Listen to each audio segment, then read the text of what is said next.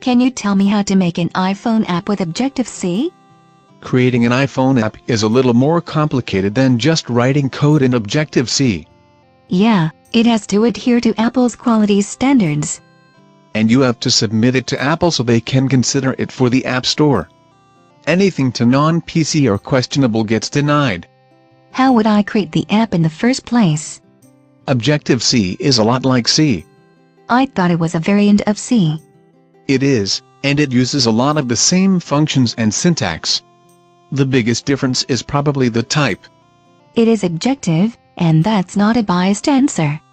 Objective-C takes the functional programming language and adds classes and inheritance to create an object-oriented language.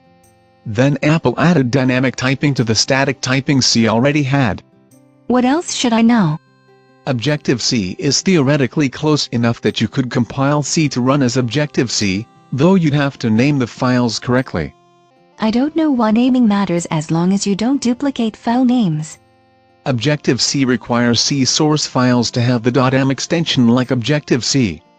But the original source files may not have that extension unless you make sure it does. What else do I need to know? You need Cocoa or Cocoa Touch to properly develop the app before you try to put it in the App Store. Those are touch interface development environments, right? And given what you don't know, I'd suggest a few books on Objective-C. Paying to put an app in the App Store is only a bragging point if it works well enough to get a high rating by users.